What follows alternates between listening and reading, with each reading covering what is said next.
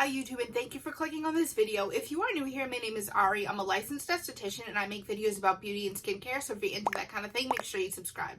First of all, I already filmed this video. This is my second time filming this, and that is because the first time I filmed this, it was a full, honest unboxing. I cut the box open on camera, everything, and then I rewatched the video, and literally none of the footage was usable. It wasn't like focused right or whatever. It was just really bad. So we are doing this for a second time. That is why it is not a true unboxing, but I literally put all of the makeup items back in the box so that it is a formal unboxing. In today's video, I'm going to be doing an unboxing of a Tarte haul that I had. Tarte basically every year does this event where you can pick out 7 full-size items for $63, which is a really good deal, and it ships free. So I did this one time last year, and I really liked the items that I got, so I decided that I would participate in this event again. I don't know if this is just me that feels like this, but when you're like really into makeup, I feel like everybody goes through a stage where they're constantly buying new makeup and they're finding like they're following brands and they're following all these new launches and things like that. And it's great that there's so many options out there for makeup, but I had that phase. It's not that I don't love makeup any less than I used to, but I just cannot keep up and buy it like I used to. I went through that phase where I bought like every collection. I would follow it like super in detail. And honestly, the makeup that I buy now is just a lot of me repurchasing older products that I use daily or that I just need to have on me in my collection. And I think all but one product in this haul is brand new to me, so it's kind of fun to try new makeup where I haven't done that a lot in a while, and especially this year, I really haven't spent that much money on makeup. So I'm just going to get right into it with how cute this box and this packaging is. This is the old color that my room used to be, fun fact. I'm also going to be painting my room soon, fun fact. But this is the first thing in it. This is the last item they have you pick out. It's just a gold, like a rose gold sparkly makeup bag. I don't know, I feel like you can never have enough of these little bags to keep different stuff in. And then I refolded all the tissue paper from the last video, but this came with so much tissue paper. I don't know like what they thought was going to happen because all the makeup is individually wrapped, but it came with so much tissue paper. I folded it too because I was like, does anybody else save their tissue paper and reuse it? Like, I can't do it with this because it says Tarte, but I'm just curious if anybody else does that. But the first item that I picked out was this setting spray. I don't know. I usually use the Wet n Wild setting spray and I like it, but I'm just, to be so honest, the laziest person when it comes to prepping and setting my makeup, which you would think I would be really into it because I'm so into skincare. But when I tell you I go months without touching a primer or a setting spray or a setting anything, it's honestly ridiculous. And then I complain about my skin being oily through my makeup, but that's just a total other point. So this is just what it looks like. It's a double duty spray. I am going to try to start using this more often to set my makeup. And then I got this Found Sealer. It's like a foundation concealer. You will never catch me wearing foundation without concealer. I think that would just look absolutely ridiculous on me, and I have under eye circles for days, so I will wear concealer without foundation before I do it the other way around. But I like this. First of all, the packaging is really cute. I went to pull it off like this when I first opened it, but you twist it. Isn't that cool? It's a little like twist pump cap. I love pump foundations because you don't waste as much as you do with liquids. Liquids are really messy and you end up using so much more product than you actually need because it ends up all over your hands and brushes. But this is a multitasking foundation, broad spectrum SPF 20. Of course, we know that this is a skincare channel, so I'm going to tell you that this does not count as your daily sunscreen if you're putting on your makeup. But having sunscreen and a foundation, especially if you're not going to be taking any pictures that day, is always just like an added plus. The next thing I got was this mascara. This is the Tarteist mascara. I'll show you the brush. My opinion on mascaras, honestly, I really don't care that much about them. I 90% of the time wear false lashes, so I really don't have that much of an opinion on them. But this one I was super impressed with when I tried it the first time. It's definitely a bulkier brush, and this is a very wet mascara formula, so you can't rush to put this on. This is a product that you have to like look in the mirror and focus and make sure you're combing out all your lashes because they will stick together.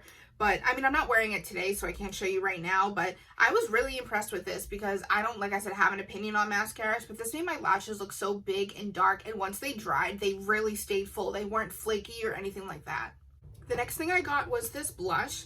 This is the Tarte High Performance Amazonian Clay Blush. I have the Amazonian Clay Foundation, and I really like it, so I'm just going to go ahead and assume that I would like that whole line. This is in the shade Natural Beauty, is it? Yes.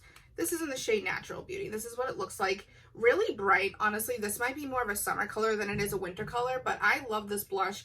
I'm just happy that I feel like blush is getting the love it deserves again. We went through a phase in the 2010s where everything was like super like dark contour and strobing highlights and super intense like contour and highlight routines, and they just neglected to show blush love that whole time during that whole phase. I absolutely love blush. I think rosy cheeks are so cute.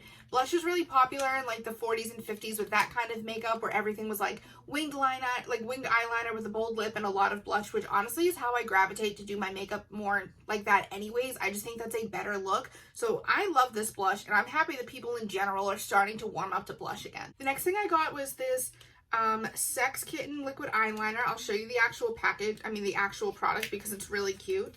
It has this little cat head on it, which is, I don't know, I think that's adorable. It's a little cat head. And then this is just a felt tip liner.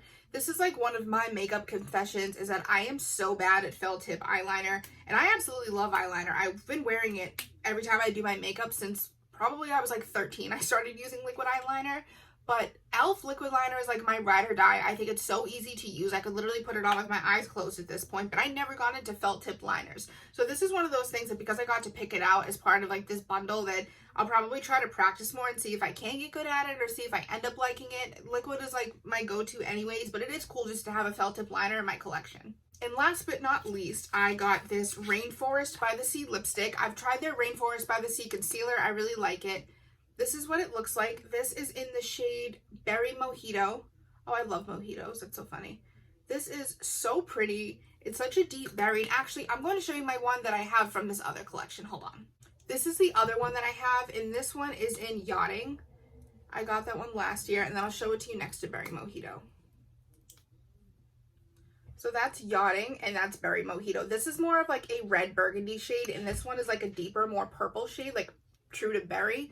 I think they're both so pretty. I can never have enough lipsticks in general, let alone burgundy, deep red colors, because that's definitely the color and like family that I gravitate to more. But I got this one specifically from this collection because I wear the Berry Mojito, the Yachting shade a lot. It lasts really long. It doesn't get on your teeth. It's a good creamy lipstick. I love liquid lipsticks, but honestly, sometimes I just don't have the patience for how drying they can be and how messy they can be. And you have to layer like either lip gloss over it or lip balm under it, whatever the case. And these, like, I'm glad that makeup is going back to these because these are just the easiest kind of lipsticks. I feel like they look good on everybody. Everybody can learn to apply them, and it's just a good way to use lipstick. This last thing isn't actually an item that I picked out, but it's basically a free sample that I picked out. This is a sample of Tarte Shape Tape. I can't even say this today. Shape Tape. I have never owned a Shape Tape before, which is one of those like, what? You've never used Shape Tape? I don't know. The reason that I've never purchased it is because every time I've swatched it in like a Sephora or something, I cannot figure out what my shade is. And this is too expensive a concealer for me to just buy and be like, oh, I'll blend it with something else or I'll mix it around. Like, no, if I'm going to buy this concealer, it needs to match me. I can't match this concealer for my life. If you're a similar skin tone as me and you have one that you like, tell me what that is because I need to know.